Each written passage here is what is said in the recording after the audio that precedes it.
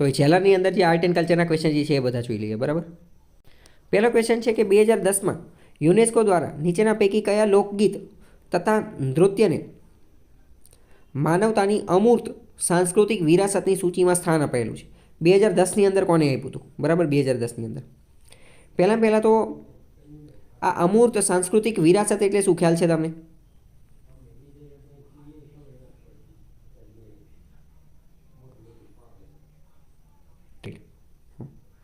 ICH, intangible culture heritage. Intangible culture heritage. બરાબર. આના વિશે આપણે આર્ટ એન્ડ કલ્ચરના લેક્ચર હતા એમાં આપણે ડિસ્કસ કરી ચૂક્યા છીએ. બરાબર. ICH, intangible culture heritage. ગુજરાતનું કયું જે છે એને આમાં ઉમેરવામાં આવેલું છે તાજેતરમાં? ખ્યાલ છે? ગુજરાતના ગરબાને જે છે તાજેતરમાં આની અંદર ઉમેરવામાં આવેલું છે. બરાબર. હવે આજે અમૂર્ત સાંસ્કૃતિક વિરાસતની સ્થાન. બરાબર. તો કલબેલિયા ડાન્સને અને છઉ નૃત્યને, કલબેલિયા ડાન્સ જે છે એ ક્યાંનું છે કહી શકશો તમે? અને કોની સાથે સંબંધિત છે કહી શકશો તમે? હા, કલબેલિયા મોસ્ટ આઈએમપી છે. યુપીએસસીમાં પ્રશ્ન પૂછાઈ ગયેલો છે. આ જ્યારે મેં ચલાવેલું ત્યારે પણ મેં તમને કીધું હતું. કલબેલિયા જે છે રાજસ્થાન સાથે સંકળાયેલું છે. રાજસ્થાનનું નૃત્ય છે. કલબેલિયા જે છે એ સાપ હારે જોડાયેલું છે. કલબેલિયા સમુદાયના જે લોકો જે છે એ સાપ જે છે એ ગળામાં પહેરીને ફરતા હોય, સાપને પાડવાનું કામ કરતા હોય અને સાપનો આધારનું જ આખું ડાન્સ નૃત્ય જે છે એ જોવા મળે છે. બરાબર. તો કલબેલિયા ડાન્સ રાજસ્થાનનો છે. પ્રશ્ન પૂછાઈ તો એ. અને આ લોકો જે છે એ સિંધના લોકો હોય ને એવું માનવામાં આવે છે. સિંધની આજુબાજુથી આવેલા છે એવું માનવામાં આવે છે. કલબેલિયા ડાન્સ, તો એ તમને ખ્યાલ હોવો જોઈએ. કલબેલિયા ડાન્સ યુટ્યુબ ઉપર પણ તમે જોજો, તમને થોડો ખ્યાલ આવશે કે કઈ રીતનું છે ઓલું પેલું. આ કમ્યુનિટીનું નામ શું છે? તો એ કમ્યુનિટીનું નામ, એ સમુદાયનું નામ પણ કલબેલિયા સમુદાય જ છે. કલબેલિયા મહિલાઓ દ્વારા કાળા કલરના કપડાં અને ઘાઘરો અને કાળો કપડાં એવું બધું પહેરેલું હોય છે. તો વિધાનવાળા વાક્યમાં યુપીએસસીમાં આજ પૂછાઈ ગયું હતું. છઉ ક્યાંનું ડાન્સ છે એ ખ્યાલ છે?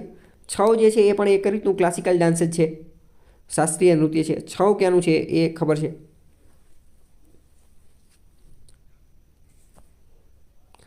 ઝારખંડ, પશ્ચિમ બંગાળ, ઓડિશા. બરાબર. એ એટલે કે પૂર્વ બાજુનું છે.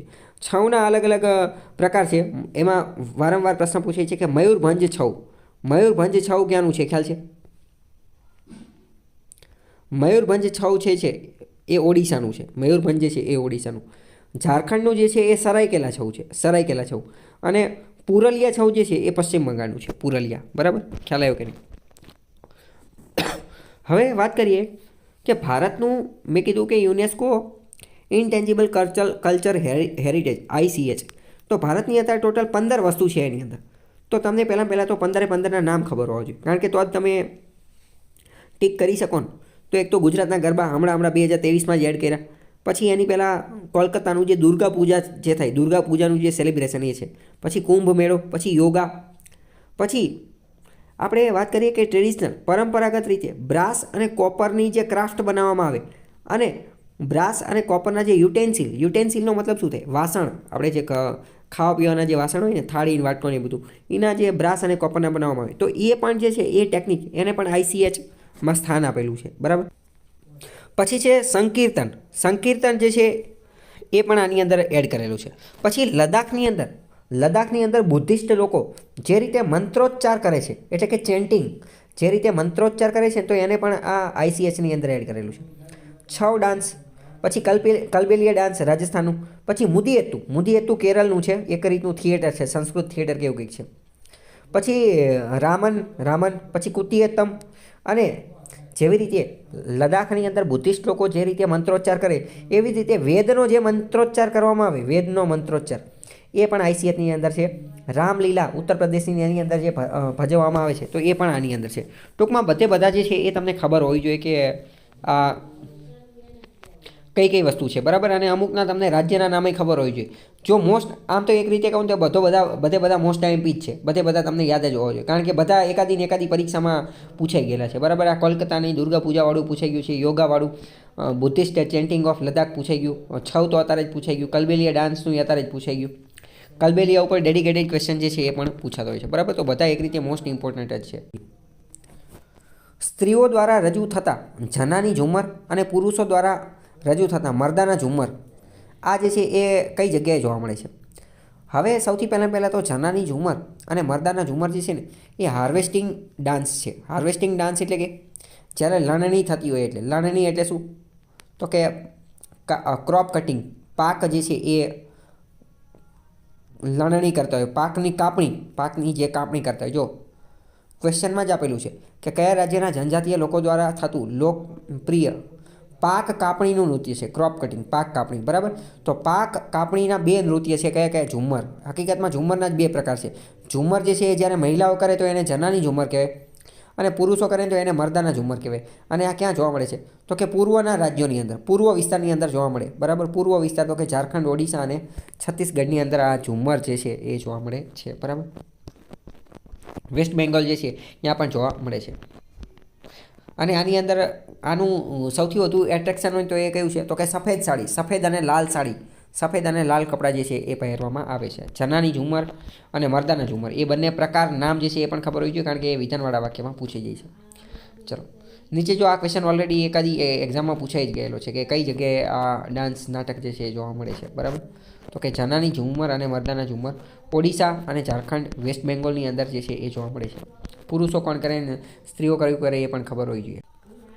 પોતાના સંદેશનો પ્રચાર પ્રસાર માટે હિન્દી ભાષાનો ઉપયોગ કરનાર પ્રથમ ભક્તિમાર્ગીય સંત કોણ હતા? તો એ રામાનંદ હતા. હવે એક રીતે અહીં આપણે જોઈએ તો તુલસીદાસ જે છે એણે અવધી ભાષાનો ઉપયોગ કરેલો હતો, અવધીદાસ. કબીર જે છે એ દુહા માટે પ્રખ્યાત છે. એક રીતે જોઈએ તો બધા જે છે ને એમને હિન્દી ભાષાનો તો ઉપયોગ કર્યો હતો. કબીરે હિન્દી ભાષાનો ઉપયોગ કર્યો હતો, પણ અહીંયા ક્વેશ્ચન હિન્દી ભાષાનો ઉપયોગ કર્યો તો એ નથી પૂછ્યો. ક્વેશ્ચન શું પૂછ્યો છે કહી શકશો તમે? યસ, સૌ પ્રથમ કોણે કર્યો હતો? એ એટલે કે હિન્દીનો તો બધાએ ઉપયોગ કર્યો હતો, એની યાર કહી દેવા નથી, પણ ભક્તિમાર્ગીય સંત એવા કોણ હતા કે જેણે પ્રથમ હિન્દીનો ઉપયોગ કર્યો? તો એ રામાનંદ હતા. એક રીતે જોવો તો રામાનંદ જૂના સંત છે. તમે એક વસ્તુ નોટ કરશો,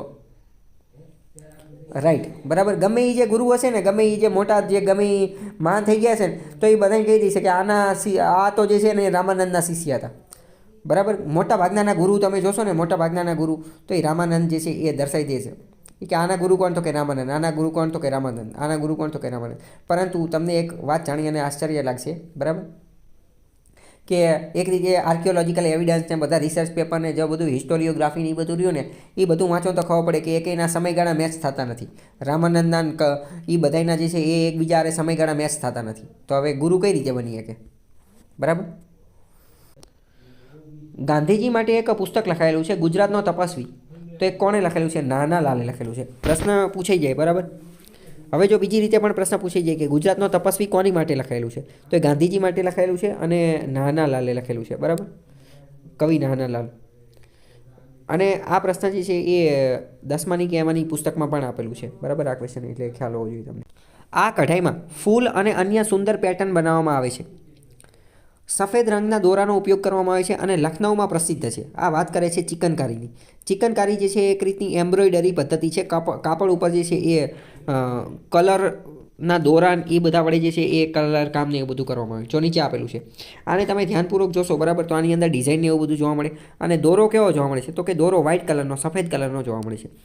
ચિકનકારીની સૌથી વધુ મહત્ત્વની ખાસિયત હોય ને તો એ સફેદ દોરો છે. સફેદ દોરાથી જે કરવામાં આવે, બરાબર? તો ચિકનકારી એમ્બ્રોઇડરી છે, સફેદ કલરના થ્રેડ દોરાનો ઉપયોગ કરવામાં આવે, પેસ્ટલ કલરનો એ બધાનો ઉપયોગ કરવામાં આવે. લખનઉની અંદર, ઉત્તર પ્રદેશની અંદર જે છે એ આ જાણીતી છે, ઉત્તર પ્રદેશની ફેમસ છે, બરાબર? લખનઉની ખાસ કરીને તો તમને ખ્યાલ હોવી જોઈએ. જો નીચે ચિકનકારીના બીજા પણ આપેલા છે, પણ મોસ્ટ આઈમ્પી શું? તો કે સફેદ દોરો. અમુક વાર કલમકારી ક્વેશ્ચન જે છે એ પણ પૂછાતો હોય છે. તો કે કલમકારી જે છે એ આંધ્રપ્રદેશની છે, આંધ્રપ્રદેશની કલમકારી એ આંધ્રપ્રદેશની છે. એવી રીતે તમે ટ્રીક દ્વારા યાદ રાખી શકો, બરાબર? આંધ્રપ્રદેશ એટલે શું? તો કે આંધળું. આંધ્રપ્રદેશ એટલે કે આંધળું કહી શકાય. તો કે આંધળામાં તો કંઈ દેખાય જ નહીં. તો કે કલમકારી તો કે કારું છે, કારું એટલે કે કાળું છે, તો કાળું તો કંઈ દેખાય નહીં ને. આવી ટ્રીક ટૂંકાથી યાદ રાખી શકો, બરાબર? કલમકારી આંધ્રપ્રદેશની છે. ચિકનકારી ક્યાંની છે? ચિકનકારી લખનઉ. અત્યારે જ આપણે જોયું લખનઉ એટલે કે ઉત્તર પ્રદેશની, બરાબર? તો આ ક્વેશ્ચન વારંવાર પૂછાતા હોય છે. આગળ એક બહુ સારો પ્રશ્ન પૂછેલો છે, યુનાઇટેડ નેશન્સ વિશે આપણે ડિટેલમાં ક્વેશ્ચન ડિસ્કસ કરી ચૂક્યા છીએ, બરાબર? યુનાઇટેડ નેશન્સના કુલ ઓર્ગન કેટલા છે? કયા ઓર્ગન કેટલા છે ખબર છે? યુનાઇટેડ નેશન્સ જે છે એના કુલ 6 ઓર્ગન છે. 6 કયા કયા ખ્યાલ છે? કયા કયા? એક તો જનરલ એસેમ્બલી, હા, પછી સિક્યુરિટી કાઉન્સિલ, રાઈટ, પછી international court of justice, right, હા,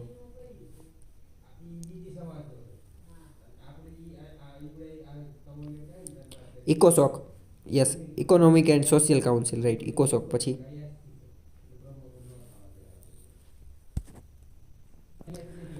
પછી પાંચમા નંબરની છે ટ્રસ્ટીશિપ કાઉન્સિલ, ટ્રસ્ટીશિપ કાઉન્સિલ. અને છઠ્ઠા નંબરનું છે સેક્રેટરીએટ, સચિવાલય. બરાબર, ફરીથી કહી દઉં. પહેલું જનરલ એસેમ્બલી, બીજું સિક્યુરિટી કાઉન્સિલ, ત્રીજું ઇન્ટરનેશનલ કોર્ટ ઓફ જસ્ટિસ. આ ત્રણેયને તો તમે એવી રીતે પણ યાદ રાખી શકો: લેજિસ્લેટિવ, એક્ઝિક્યુટિવ એન્ડ જ્યુડિશરી. અને એક્ઝિક્યુટિવમાં તે તમે હારે હારે સેક્રેટરીએટને પણ લઈ શકો. બરાબર. પછી એક છે ઇકોસોક અને ટ્રસ્ટીશિપ કાઉન્સિલ. આ બધા આમાંથી 5 જે છે આઈસીજે, ઇન્ટરનેશનલ કોર્ટ ઓફ જસ્ટિસ, એનું હેડક્વાર્ટર નેધરલેન્ડના ધ હેગમાં આવેલું છે. બાકી બીજા બધા એના ન્યૂયોર્કમાં આવેલા છે. બરાબર. બાકી આપણે બધું ડિટેલમાં જોઈ ચૂકીએ છીએ. તો અહીંયા પ્રશ્ન એવો પૂછેલો છે કે યુનાઇટેડ નેશન્સની જે લોગો છે, લોગો, એની અંદર વૃક્ષની ડાળીઓ બતાવવામાં આવેલી છે. તો એ વૃક્ષ કયું છે? તો આ વૃક્ષ જે છે ને એ ઓલિવ ટ્રી છે, ઓલિવ ટ્રી. અને એ પીસ એટલે કે શાંતિનું પ્રતીક છે. બરાબર. શાંતિનું પ્રતીક જે છે એને જાળવવા માટે આ ઓલિવ ટ્રી જે છે દર્શાવવામાં આવેલું છે. અને એક રીતે જોઈએ તો અહીંયા તો ક્વેશ્ચનમાં ભૂલ છે. ક્વેશ્ચન એક રીતે હરખો સમજાતો નથી. જો સંયુક્ત રાષ્ટ્રધ્વજમાં એક અહીંયા ભૂલ છે. કંઈ ખબર? સંયુક્ત રાષ્ટ્રધ્વજ એટલે કોની વાત કરે છે? સંયુક્ત રાષ્ટ્રના ધ્વજમાં. એટલે જો ને મેં નીચે ઇંગ્લિશ લખેલો છે. સંયુક્ત રાષ્ટ્રના ધ્વજમાં એવું લખવું પડે ને. રાષ્ટ્રધ્વજ તો બધાય નો હોય, ભારતનો ખુદનો રાષ્ટ્રધ્વજ છે. ઓકે. તો ઓલિવ ટ્રી જે છે, ઓલિવ વૃક્ષનું ઝાડ જોવા મળે છે. અને એ ઓલિવ વૃક્ષ જો નીચે એનો ફોટો પણ આપેલો છે કઈ રીતે છે. અને બીજું વર્લ્ડ મેપ, વિશ્વનો નકશો જોવા મળે છે. બંને એવું દર્શાવે છે કે વિશ્વની અંદર કોઓપરેશન, સહકાર અને પીસ, શાંતિ જે છે એ આપણે સ્થાપિત કરવાની છે. પીસ માટે એનું છે. બરાબર.